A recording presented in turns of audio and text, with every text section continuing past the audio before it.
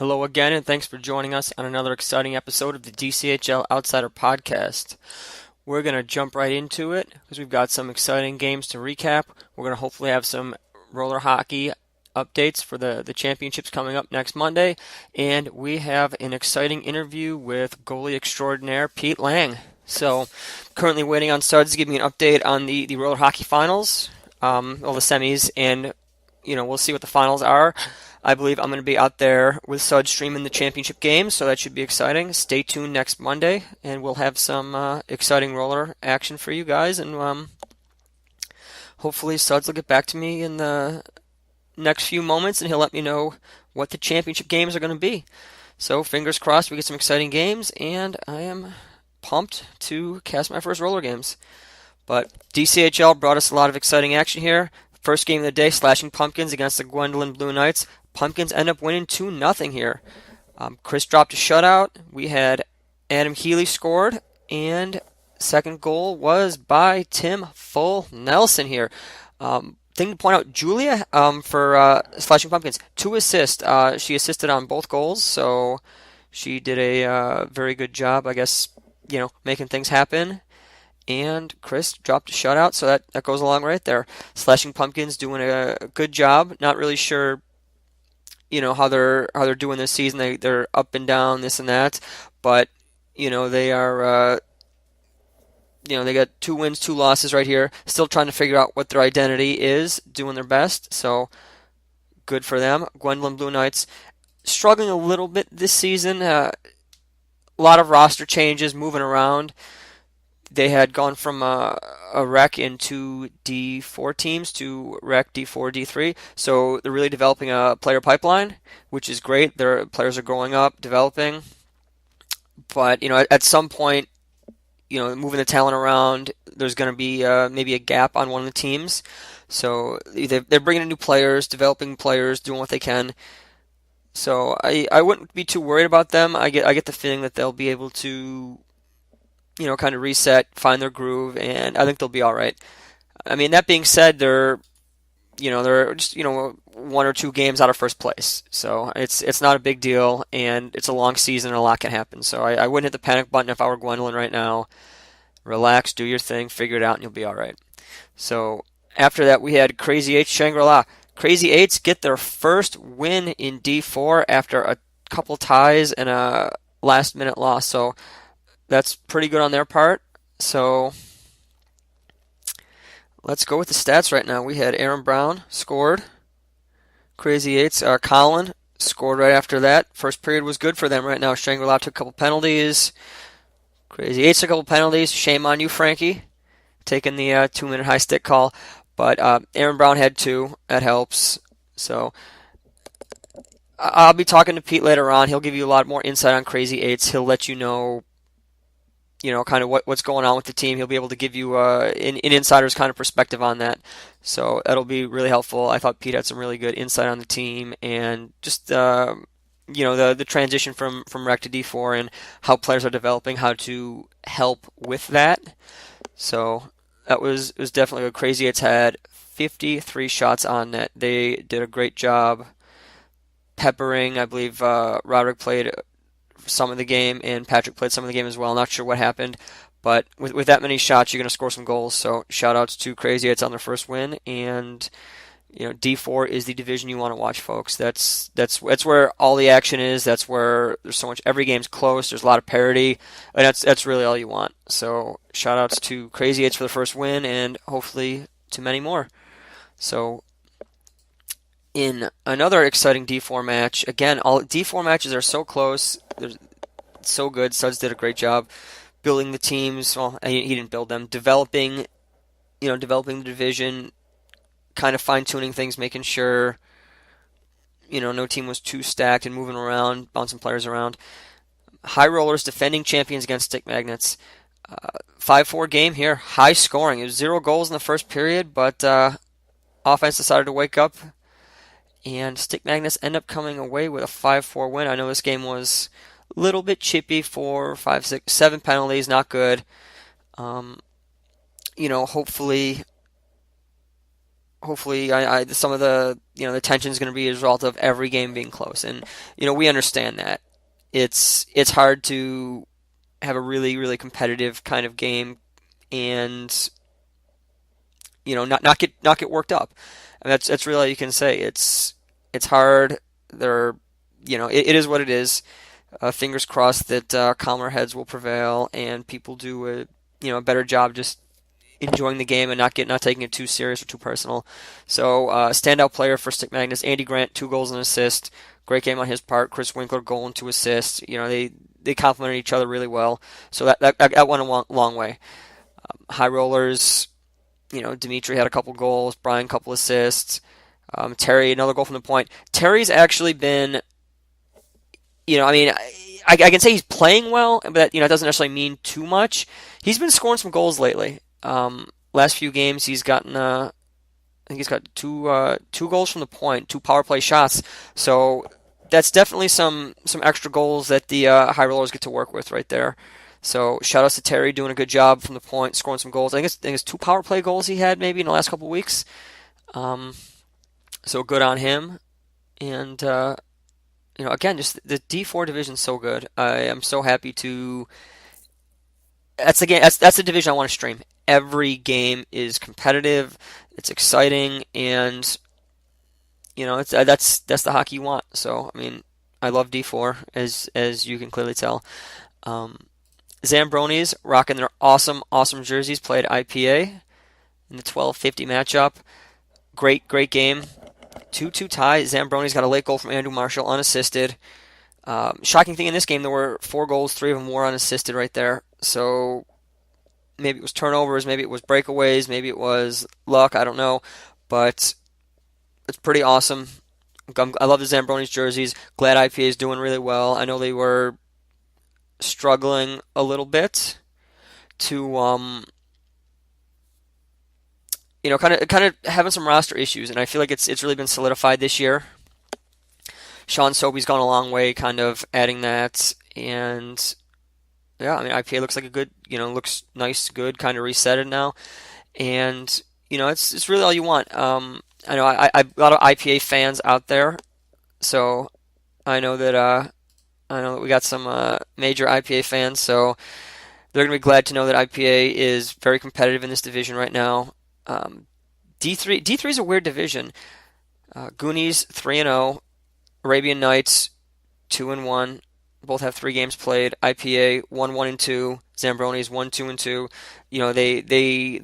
They had a rough last week. They had a doubleheader, and it was 2 weeks ago. They had a doubleheader and trying out the new jerseys. So maybe a little too much excitement, too much hype.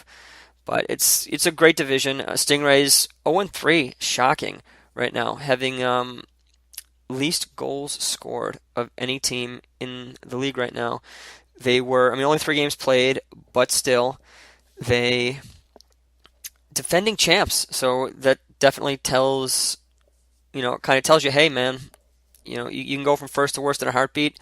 But I'm smart enough to know not to count the Stingrays out just yet. So I would not be worried if I were Ken and the Stingrays, but they gotta turn the tides around at some point, and hopefully next Sunday will be that if they don't have a bye.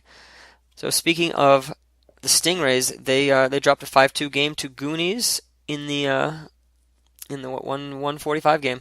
So this was a game where Casey Hansen took over. She is hands down one of the premier players in the league, and she went off, had a hat trick, and that's what she does. Superstar player, great addition to the First Ladies travel team, awesome person, very gifted, knows the game. It's hard. She's a very good player, and that'll happen. She had 3. Jeff Carter scored 1, and Rachel scored 1. Rachel doing a great job. I believe she was one of she had the highest points per game average in D4, so she is bringing it in D3 as well. And Stingray's not going to worry. Lou scored. Kenny Alvarado scored. That's 2. I think they're still finding their identity. I'm not worried. I'm not worried. Stingrays Nation rocking the orange. Love the jersey color. They'll be all right. Trust me, folks. But Goonies looking good, coming out strong. Definitely. It's strange. You see Goonies 3-0, Stingrays 0-3, and they played in the championship last season. So it just shows you how tight this division's getting. How you can't cut any team out. Every week is going to be a battle. So all right, before the next game, we are going to give you some updates here from Suds. We had the Little Big Men featuring goalie, superstar, homeboy, Philly native Joe Polidoro win 6-5 over the Hurricanes, and they are waiting their opponent right now. D2, we had the Wheelers over the Stanley Capitals 7-3, and the Blades of Steel got an empty net goal to make it 6-4 over the Monarchs. So we're going to see Blades of Steel Wheelers in the D2 championship, and we're going to see the Little Big Men waiting for their opponent right now, and that matchup is currently going on. Suds is going to give it to me right now. It's Puck Gliders and the Young Guns. Stay tuned, folks. We will give you the update, and if you're listening, I think it'd be really cool. If you're free on Monday, watch the championship games, support the roller. It's awesome. I'm excited to be there. I don't know. I love it. Roller gets a lot of views. People like the roller league, so let's support it if you can. Watch the stream. We'll give you shout outs galore, and maybe we'll see if we can do something else beyond just shout outs. So we had First Ladies Rec in the 240 game. Playing against the Midnight Riders. Thank God they're no longer Species 5618. We'd like to change it on the website, scrub all history of that, and pretend it never happened. We can do it. We're working on it. Erase it from your minds right now, and we'll be okay. First Ladies ended up winning this game. A little one-sided, but we're going to let that go for the moment. Rec Division, tight. Again, it's First Ladies Hockey Dead are tied for first with 6 points. Pumpkin Street Sharks tied for second position in third and fourth place with 4, and Species, Midnight Riders, Lucky Sevens are at 3. So I mean, again, anyone's division, 4 games in, 1 or 2 wins, and you go from worst to first. So I mean, the system's working. There's parity. All the games are good. So we'll take it. We're happy. Glad to see Midnight Riders change their name. They're bringing some good numbers. It's funny. They had Last week they won 7-1. This week they lost 7-2. Rec division is a little more high scoring than a lot of these other divisions here, which is, I don't want to say strange, but it is interesting to see that Rec's having some resurgence in offense, and a lot of the other divisions, like D2. D2 was last season. It was highest scoring division by a lot, and you're seeing some of the lower teams are kind of starting to score more goals. Some of the higher division teams are starting to tighten up defensively and realize that you can score goals, but unless you can start preventing them, you might not win every game. So we had Funk All Blacks played in the later game. I had a perfect view of this game. I was in net for the All Blacks, so it was a 4-1 Funk game. Keith scored. Neil Moser. No, Keith did not score. I believe it was Simon. Nate. Oh, Keith scored the empty netter. That's right. Simon scored. Nate Barrymore scored. He had a great goal. Neil Moser, huge goal, played really well. So shout outs to Neil and Nate, big goals right there. Simon did a good job. All Blacks, I love playing with them. I wish I could have played better. I love playing with them. I love just being around them. They're a great group of people, great team, a lot of talent right there. I think they're having a couple issues with this. I mean, a lot of teams are having issues with the summer, trying to make sure you get all your players in and not have any gaps here and there. Love All Blacks, love Jason. So good game. Again, this is D2. The scoring is done a little bit in D2, and I feel like if the All Blacks had Mike in net instead of me, Mike Silber, they would have done a lot better. So shout outs to Funk's All Blacks, and D2 divisions is doing great, and let's keep our fingers crossed that the division it's actually getting a lot better. D2 has grown as a division. It's the way I kind of look at it is more of like a really good players, but there's also more of like a friend kind of aspect to it.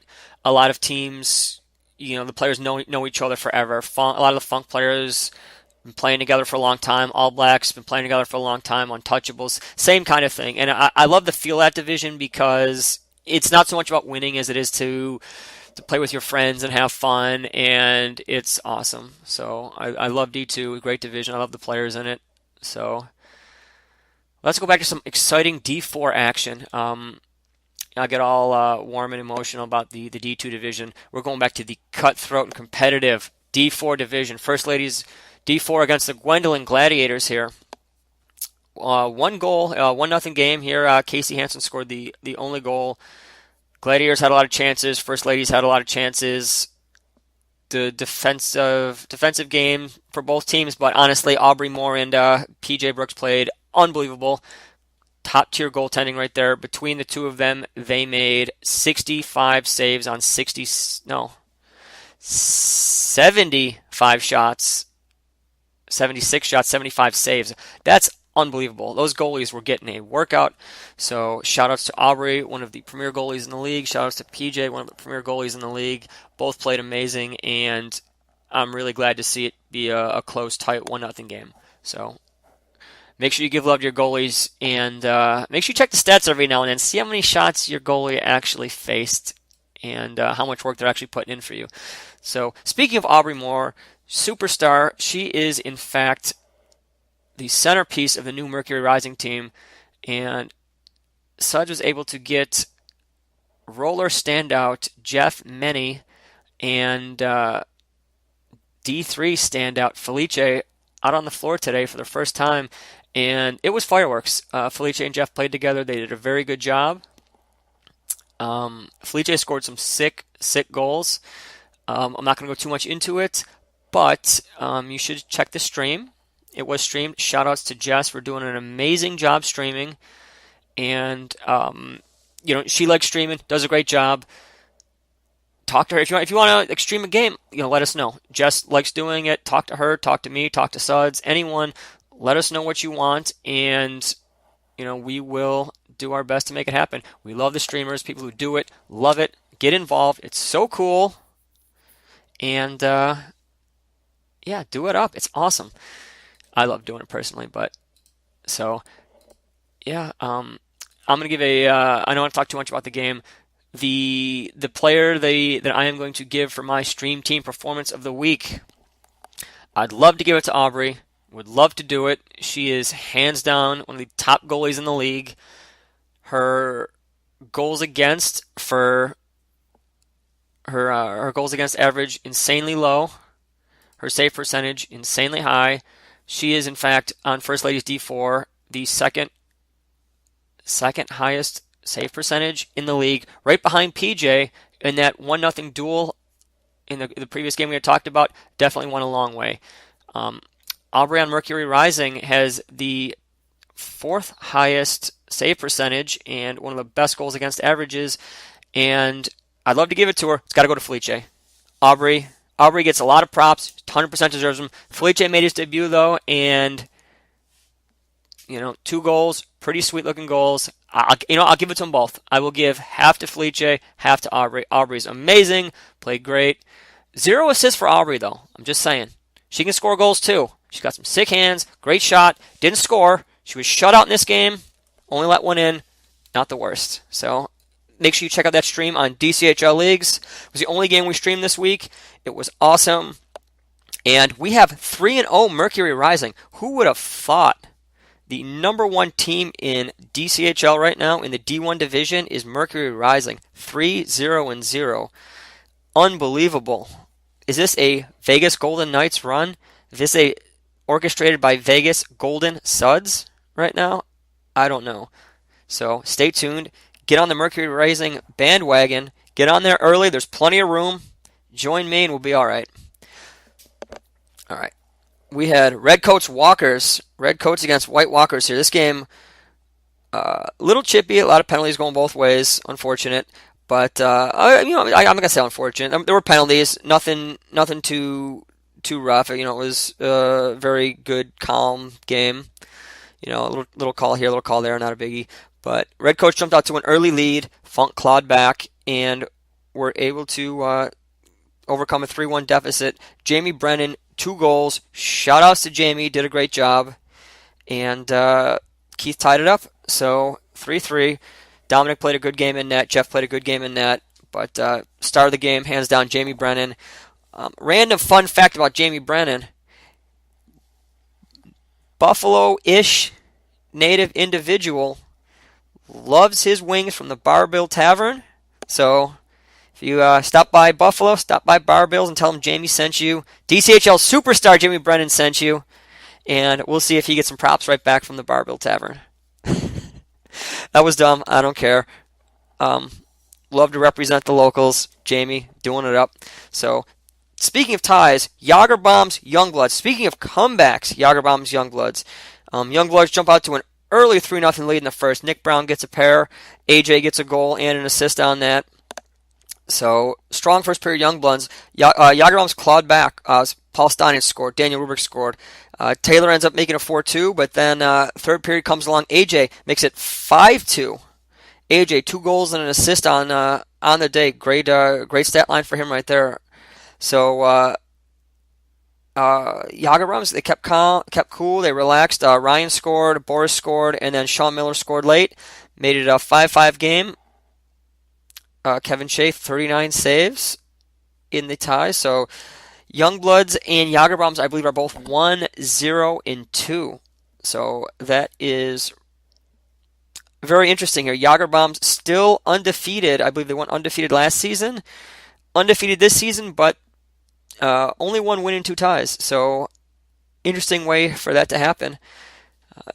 Teams cannot figure out how to get that win, but Youngbloods push them to the edge. So definitely good for Youngbloods. They're showing a lot of resolve, doing a good job in terms of developing players. Love the new jerseys, Miami Vice, 80s style. So shout outs to them. Love the jerseys. Someone's got to beat these Jagerbombs. Someone's got to do it. But we had Lizards Puck Buddies in the second to last game of the day. This was a good game. Puck Buddies missing Jake. So, when you miss Jake, he's definitely one of the core players on the team. They had to rely on Sean Rada, who made 41 saves in what turned out to be a 3-2 win. Lizards found themselves down 3-0 early on. Jamie scored, then Sam Keeler scored. Molly scored, make it 3-0 right there. Awesome for them. And we got a breaking update from Suds here. The Young Guns upset the number 1 seed. 1 second here, folks. This is unbelievable. Breaking news. DCHL Outsider brings it to you first. Kind of. This will be on the website, but by the time you listen to this, it'll be updated. No worries. The number 1 seed is upset. The Puck Gliders taken down. Unbelievable. Unbelievable, folks. 6-5, two late goals in the last minute. I don't believe it. So we're going to have a Young Guns and Little Big Men final for D1. Oh my gosh. Make sure you join me. We'll be streaming it. Join Suds. This is awesome. Got a 4 seed. Unbelievable. Never sleep on any team. Though at the same time, the 4 points separated first and last. So it's an upset. But at the same time, Young Guns brought it. Awesome for them. Glad to hear. Loved DCHL roller action.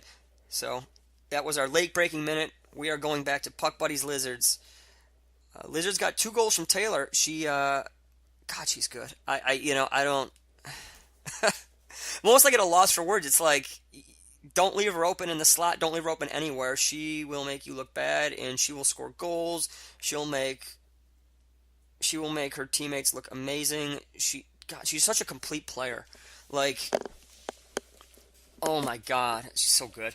I don't know what to say. She's so good. Scored 2. It was a great game.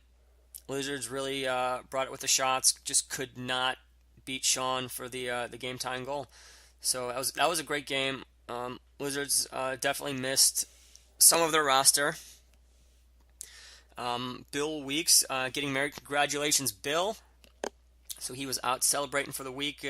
Some of the lizards might have joined him in the festivities and been a little jet lagged or car trip lagged on the way back in time for the game. So shout outs to Bill, congratulations, and hopefully you had a great weekend. So hopefully you didn't have too much fun, just enough. And hopefully it was a great weekend and awesome celebration for everyone. And congratulations again, buddy. I don't know why I said buddy. That was awful. Congratulations, Bill. You're a great guy, and I hope you are really happy and she can tolerate you. So the speaking of Bill, last game of the day, Gorilla Gang missing again a lot of their players. That's what a Bill Weeks wedding will do to you. So Untouchables, a little shorthanded. Gorilla Gang, a little shorthanded.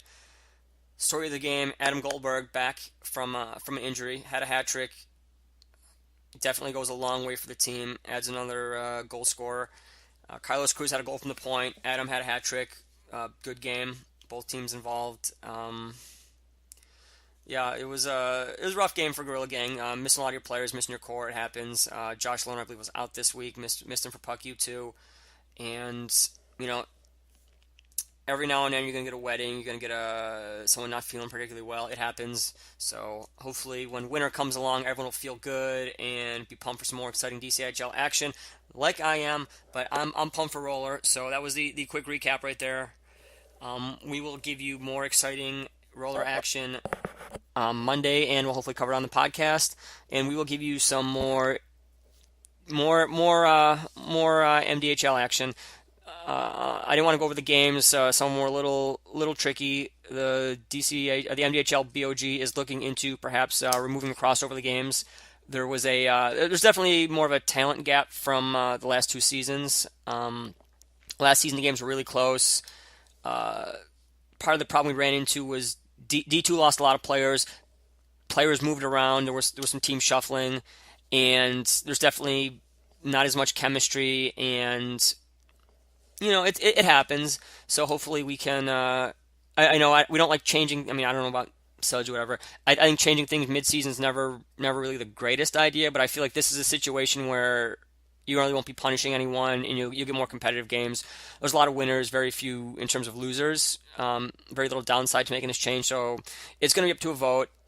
The MDHL captains D2 captains are gonna figure it out. So a majority will rule, and if it happens, it happens. If it doesn't, it doesn't. So there've been some good games. There've been some not so good games, but I'm very excited to see the D2 on D2 games. I think those will be a lot more competitive, and hopefully we can bring you some in the near future. So a little bit longer than we hoped. Lot to recap though. So we are going to go right over and talk to Pete Lang. Full behind the scenes disclosure right here. There was an issue recording the first time, so some of the questions might be a little bit duplicated. Thanks, Pete. Pete did a great job and really understanding of the hiccup we ran into and recorded again. So I had such a great time talking to Pete, great guy, and I really appreciate him for doing it again and not making me look like a fool for not having a player interview.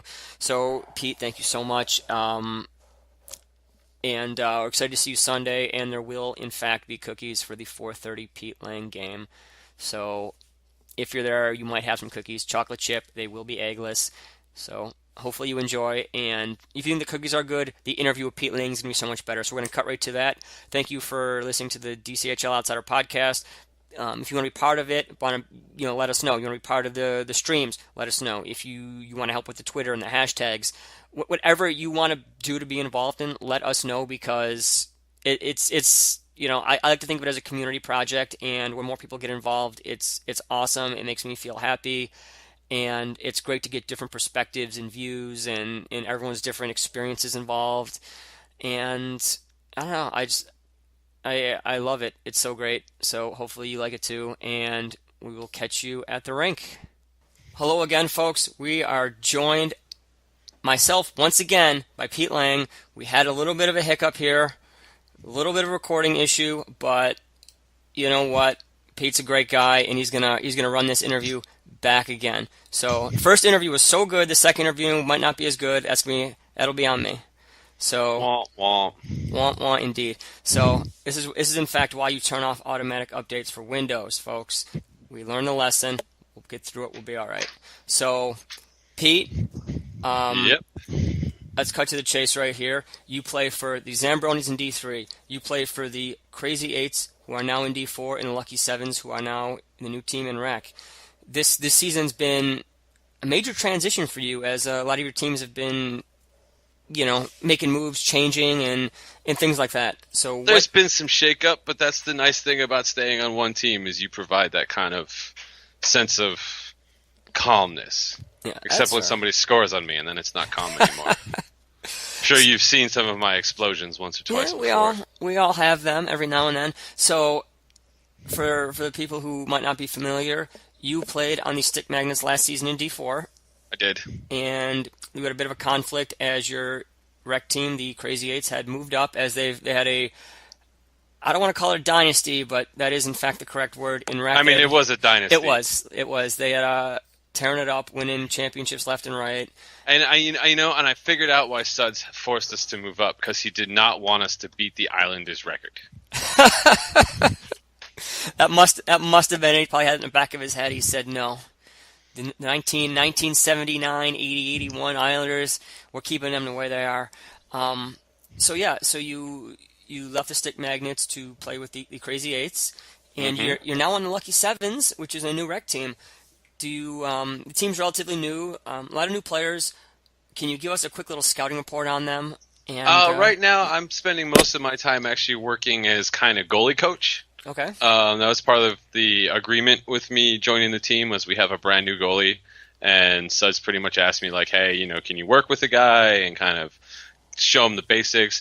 And occasionally I'll play forward and get a few minutes of hard forechecking in. Kind of just gets the blood flowing before I have to get mentally prepped. But as far as the Sevens, I mean, they got there's a good group. There's some good talent there, some real good talent there. There's one line that if you blink for a second, they're scoring on you. Okay. You're gonna see these kids move up real quick. I mean, you see the stats; it jumps right off the page at you. Yeah. It's just, obviously it's a new team, so they got to learn some cohesion, and they got to learn to communicate with each other and work better together, as comes with time. Part of the Eights' success is we were so consistent through the seasons that we had some turnover, but there was never that one player there was never that one or two plays. I remember a few seasons ago where the Sharks kind of had to blow everything up because they had a few players that were clearly a step above the rec division. Aryan was one of them. Yeah. Jeff was another one of them. And yes, we had Sam and Aaron, but at the beginning they were not a step above everybody else. They've developed into those higher caliber players over time, but I think what led the most to our success was the consistency. The core of the team stayed the same throughout the whole run, which was fairly impressive. Yeah, there's a lot to be said about playing with the same players. You know where to go. You know how to communicate. You put each other in the best position to succeed. I mean, seeing it in Gwendolyn in D3. I mean, all those people play together on Monday nights, and they're finding success in the higher division because they all know how to play together. Yeah, Gwendolyn started out one rec team, and then they got a D4 team, and they got two D4. Now they're up in D3, and when you play with good players, they'll make you better. When you play with the same players over and over again, you all grow together, and that goes a long way. But you had mentioned the goalie for the Lucky Sevens. Can you give us a quick little... Oh, he's like the polar opposite of me, where I'm this short guy that relies on reflexes and positioning and cutting off the angles correctly. And, this dude is tall and lanky and can just... I mean, there's talent there. I just need to mold it and kind of teach him show the way, as it's been said before, of kind of the finer points. In fact, I sent him on the team page. I found this old goalie video from the 1980s where they used to teach the stand-up style, and it's hilarious. It's got cheeky 1980s video editing and bad music, and the guy has a gross mustache, and he looks like he probably belongs in old school Times Square pornography theater. and like the leather trench coat and all that. But there's some good tidbits there too in terms of how to play the angles and the mental part of the game and stuff like that. That doesn't change. All that changes is maybe like what you do when a shot's coming your way. Okay. And they definitely have some good scoring. Goaltender is going to continue to grow. I see how well you play in the higher divisions. So I think, what advice can you give to someone who's new in that? Not only someone like him. I'm thinking of me. I play goalie every now and then. The best thing is like I've said this to newer goalies before is they have a tendency to square up the shooter, which you play forward. If a goalie squares up to your body, they're opening up a whole host of net because you're not shooting from your body. You're shooting to the right or left of you. So the best thing for a new goalie, and the biggest mistake I see, is they'll line up to the shooter. They won't line up to the ball. You always want to kind of draw an invisible line from like your stomach or your belly button and try to pinpoint that on the ball. Honestly, that's where most of my success comes from. I'm not that athletic. I'm not that great. I just play my angles well, and I've been playing the game long enough that I can read plays and kind of see what's coming.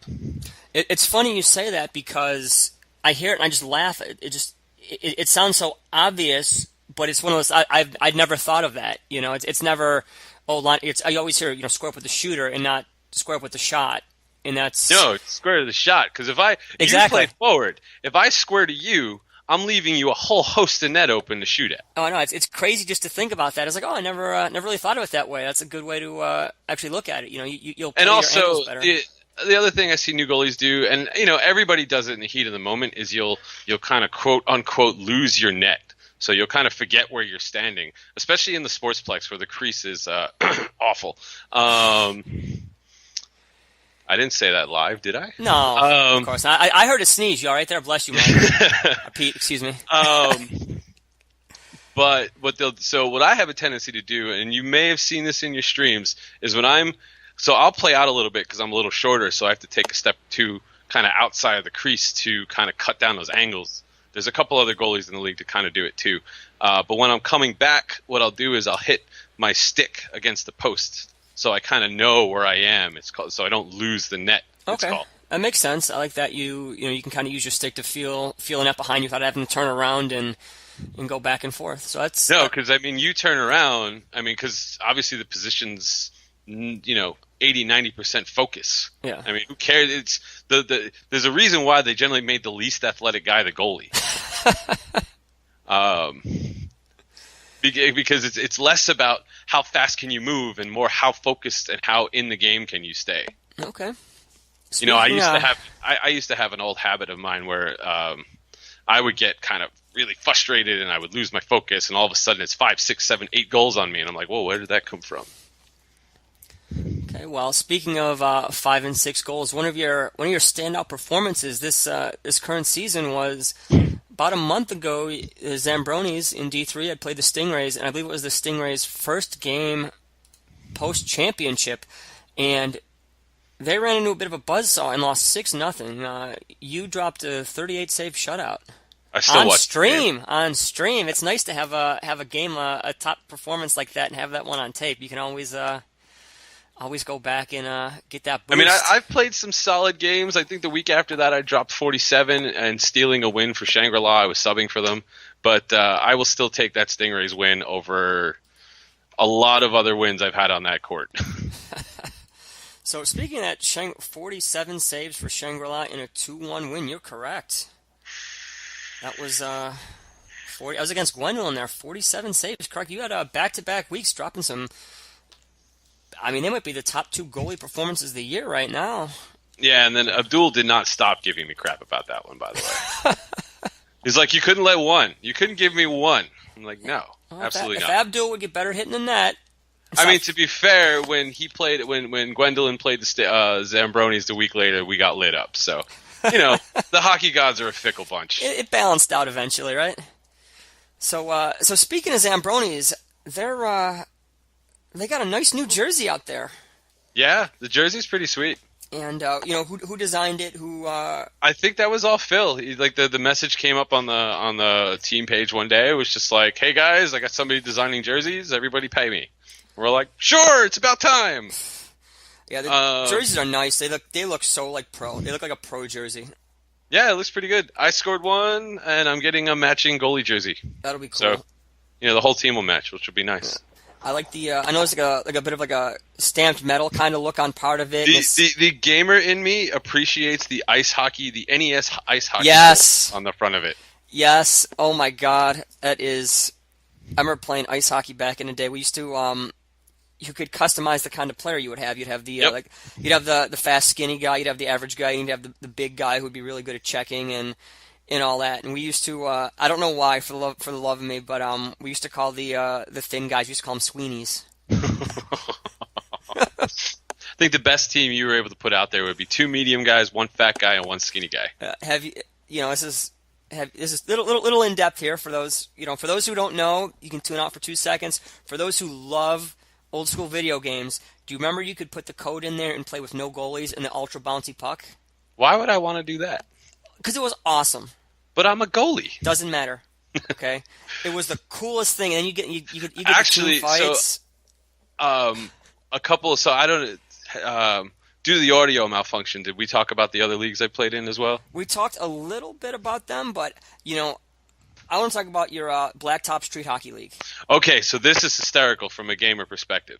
A couple of the guys from that league had a little background. It's the Blacktop Street Hockey League in New York City? Yes.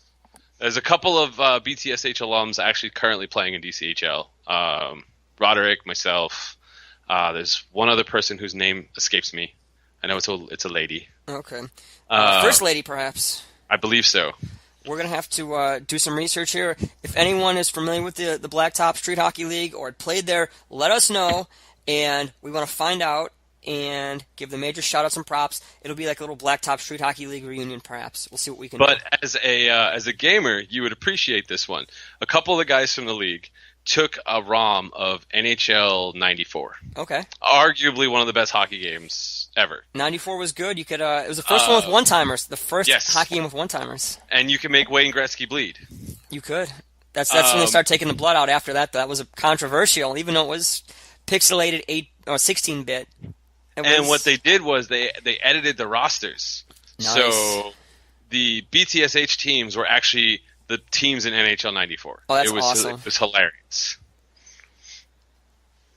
So, fun with computer ROMs. Hey, it's one of those things. We might look into that as end of the season thing. We could do a DCHL mod for NHL 94 or something else. That would be pretty interesting. Yeah, I mean, you could edit all this stuff now. It's just a matter of finding somebody with the time and wherewithal. Yeah, we'll have to get someone on that right now. I know, the league's trying to do, continue up with the hashtags and all the Twitter updates. We're trying to do more streaming. We're trying to do more podcasts. We're trying to just get more things involved and improve the league in any way possible. So, if you have any suggestions or advice, anyone listening, just message DCHL Leagues, let Suds know, let me know. And, we're always looking for new ideas. This is, I've only been doing the social media stuff for a little while. It's so fun. Getting to know people, talk to people. And streaming games is awesome. It's so cool. Everyone I've had stream with me or who chose to stream, I know Tway does it, Stitcha does it, Jessica does it. We had Adam Marcus do a game. We had Aryan do a game. People love it. They want to do it more. So if you're interested in streaming or being involved with that or anything else, let us know because this is it's a big community thing and. And as a player, it's great to kind of see, especially when you make mistakes. Yeah. It's just like, oh, that's what I did wrong. Because you don't pick up on it in the heat of the game. When you're able to kind of go back and look at it, it kind of helps you improve as a player. Yeah, I think that's the best part is you can look and say, oh, maybe I look up, if I looked up, I'd have seen a person there and they were wide open, and if I passed that, maybe they would have scored a goal. And that's the interesting thing about this particular league compared to, say, so BTSH was all about the social thing.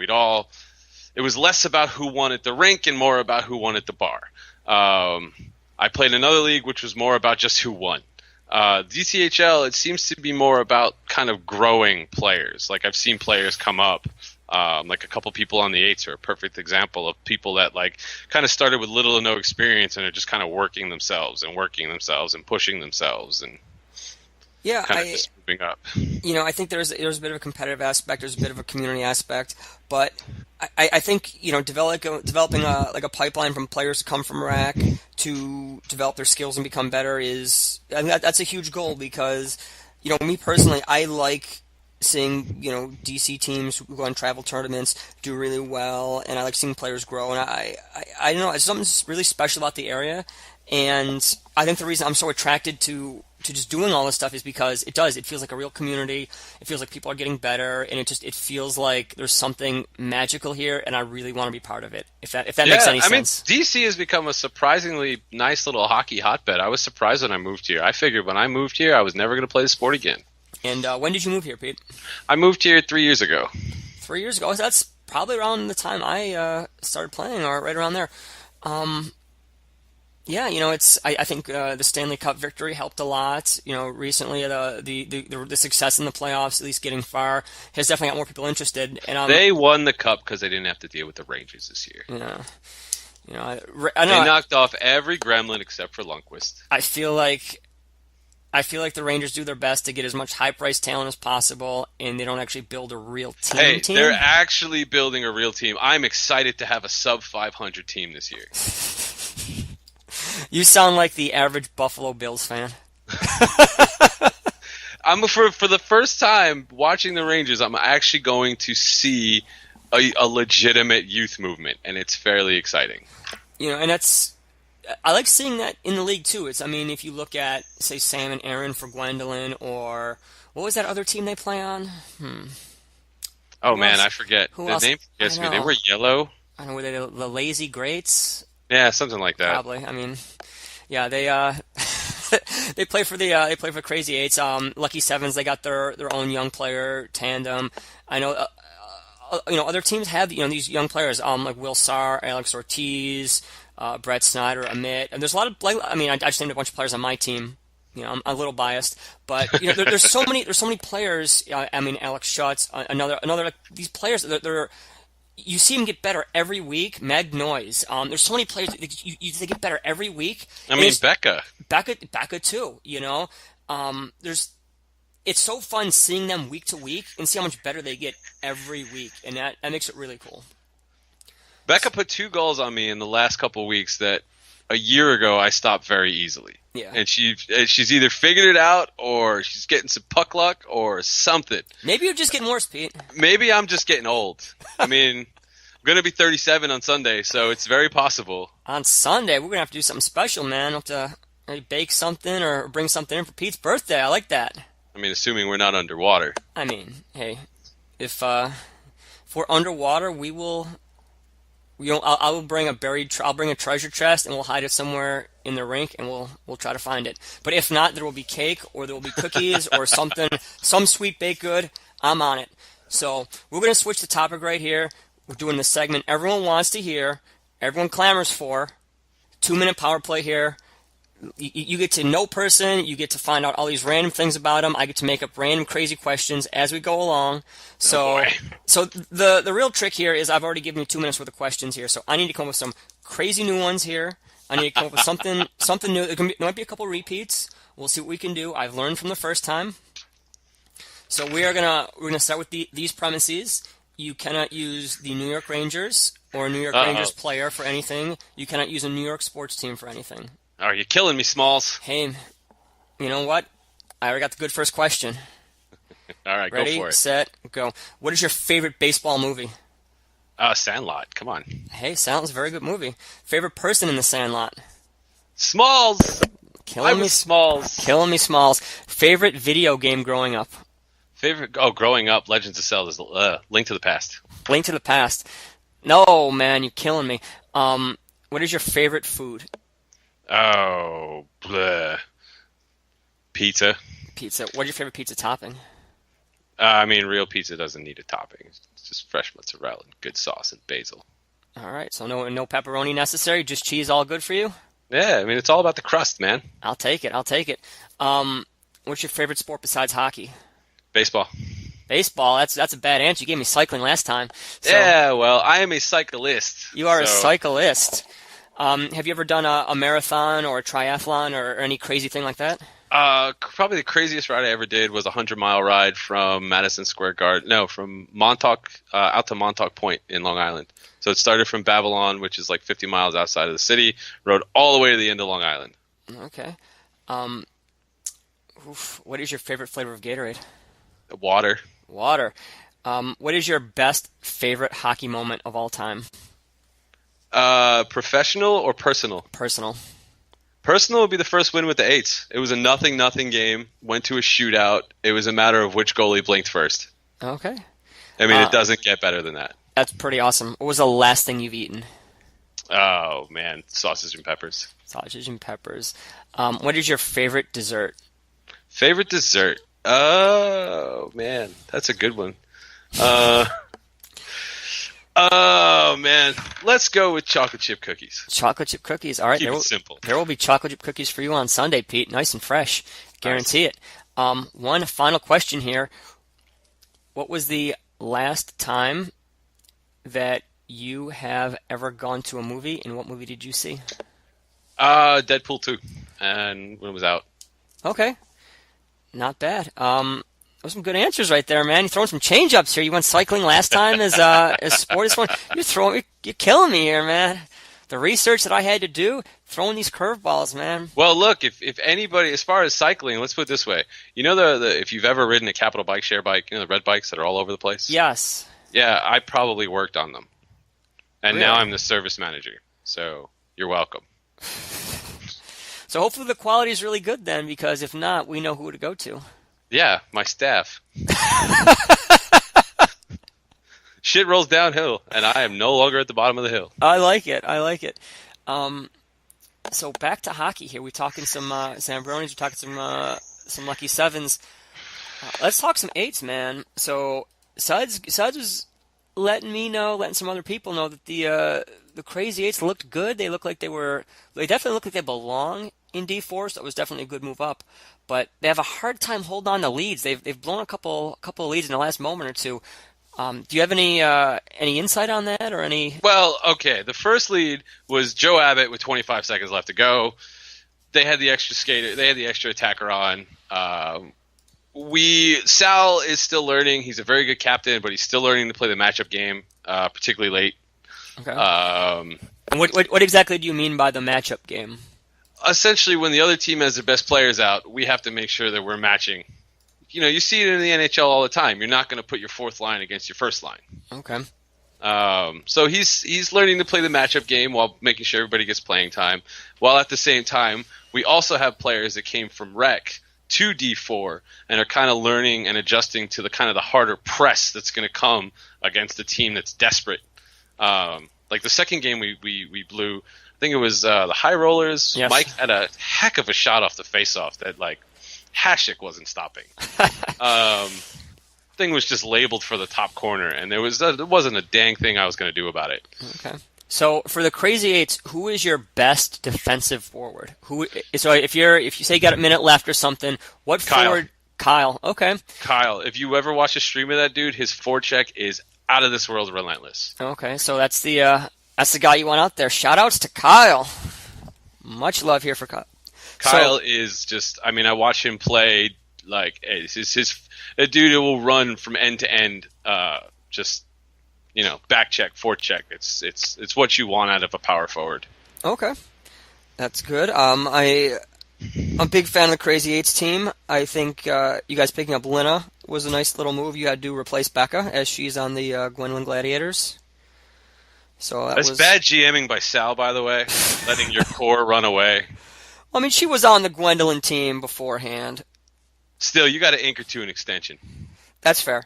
Becca, it's one of those things. I mean, you could have maybe given her a raise or something like that, try to get her off the Gladiators. Big free agent signing. Would have been a big free agent signing. But Lina in her own right, she's been fantastic. She's unbelievable. She played so good. Every time I stream one of her games, I'm just blown away. I was like, she on defense, you know, she makes a lot of good poke checks. Positionally in defensive zone, she's good, and she really excels at holding the line defensively. and it's my hope that she can teach some of our kind of more green defensemen Okay. in the new thing in terms of communication, because that's what I'm constantly preaching to my back line is, guys, you got to talk to each other. Can't keep relying on me to tell you what's going on. Like, you need to, because I got to follow the play, so you guys got to tell each other where you're at positionally and kind of what to do and things of that nature, because that's really what separates like the D4, like the top talent in the D4 and the top talent in like the D2 and the D1 is they know to talk to each other. They know to they know kind of where to be, and you hear a lot more communication as you go up the divisions. Like if you go to a rec game, you might not be hearing a lot of chatting. If you watch a D1 game, they're constantly yelling at each other. Not yelling at each other, but communicating. Yes, I think that's a really important distinction. Is when you're out there and you're yelling, you're not going to get any positive feedback or any good results. And I understand that there's kind of like two different ways you can kind of communicate out there on the floor.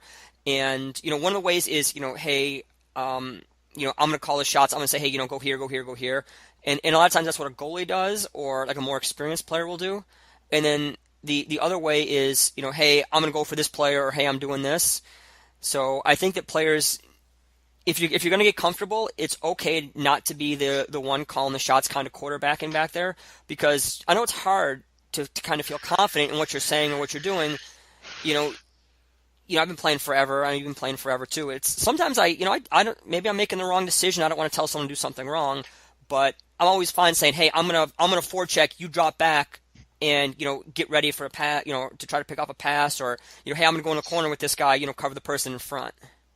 I mean, I think the best example I can think of is I subbed Hockey Dead with short players, like just general floor players. So I said, you know what? I got a game right after you. Let me get warmed up. I'll run a few shifts. Yeah. They ended up sticking me a defense. I've never played defense in my life. I mean, really, up until last season, I never played wing before either. So there's that. But Derek was just like really good about just like, if you want to push up, just let me know. I'll drop back. And, just the way the communication was going on was just, it was very inviting. It was very like, okay, I can push to play if I want to. And I know that he's going to have my back and things of that nature. Yeah, it definitely helps when you got a leader who's looking to make you feel comfortable when you're playing out there. And that goes a long way. Yeah, it helps. It helps definitely a lot. And, Crazy Eights, like we get a couple bounces here, a couple bounces there. One of our guys hits an open look they get in the third period. A couple of these games, suddenly, instead of being whatever we are now, we're 4-0. So yeah, we haven't looked out of place. No, is what I'm saying. Yeah, I mean, no one's saying that. I mean, the team is in fact 1-2 with 2 ties, and you're familiar with the D4 division. I think, this is D4 is honestly, if I were Suds, this is the crown jewel of DCHL leagues. There was 2-3 points, 1 win separating the first team and the worst team last season. There was so much parity. And, you're in a 4-way tie for second place right now with the High Rollers. With the High Rollers and Shangri-La and Stick Magnets. First Ladies are 1 point ahead, but they've got, 1 more game played than Stick Magnets. And, it's so close. And, there was going to be a little bit of worry that, hey, maybe High Rollers weren't going to be able to do particularly well after they won the championship, but they've kind of held their own. There was some worry the Crazy Eights weren't going to be able to maybe adjust to the speed, and they're tied for most goals for this season. So it's definitely great where all the teams are so close, and it's very competitive. So I think that's shout outs to Suds for doing that, and I'm glad all the teams are able to keep it fun and balanced. Yeah, it definitely, and it makes it for a more fun experience, particularly play. It's nerve-wracking, some of these games, because like as a goalie, you either want to be up by 3 or 4 or you want to be down by 3 or 4, because at least then you can just relax and the outcome of the game is pretty much settled. Yeah. But when it's like a 1-0 game, you're like, God damn it. You blink for a second and it's the dynamic of the game completely shifts. Yeah, and these are, when I stream, the D4 is the best to stream because I know Gwendolyn like sharing sharing the cast. Other people like sharing the streams, so you get a lot of people in watching, and every game's amazing. I Yeah, mean, I mean it's definitely it's fun. It's a fun division to play in for sure. yeah, it's really good. And shout outs to all the teams in D4 for doing what you got to do and making the game so close and all that. So, all right. So oh God, I could talk forever about this, man. That being said, getting yourself steeled for a Felice Bomb playing the Stingrays or any kind of like, there's a few players in D3 that can really let it go. Yeah, there's some And cannons in having to D3. get in front, having to get in front of one of those cannons is always like, all right, buckle up. So speaking of Felice here, since I already know the answer, I'm gonna lob this question to you. Um, who is the player that you play against that you love playing against and makes you a better player? I mean, you just said it. It's got to be Felice. Yeah. Can you tell us why? I mean, I went through this once already, so I know your answers. I know why, but let's share it for the audience out there. I mean, it's because like he's gonna come hard, and he's gonna take every single opportunity. And as a goalie, particularly, like you just have to be ready for a shot to come at any time. You have like Carlos is another player in that same vein, where if he gets any small opening, he's letting it go. Yeah. And I know Carlos got a cannon of a shot. Felice's got a cannon of a shot. When they shoot that hard, how do you prepare for that? Like how do you get ready for that? The best thing to do is just kind of like for me, because I'm a shorter goalie, I can't really rely on the be big style and hope I'm in the way of it.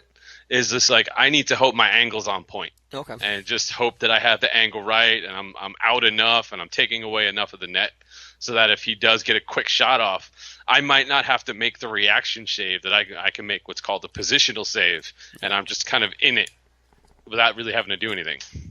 All right. So the one other question I liked was, who is the player on your team or in the league who you really like, you think is a huge asset to the league, who kind of represents all the things you like in DCHL leagues? I mean, we brought him up already. It's got to be Derek from the Hockey Dad and the Stick Magnets. The guy brings such a positive attitude.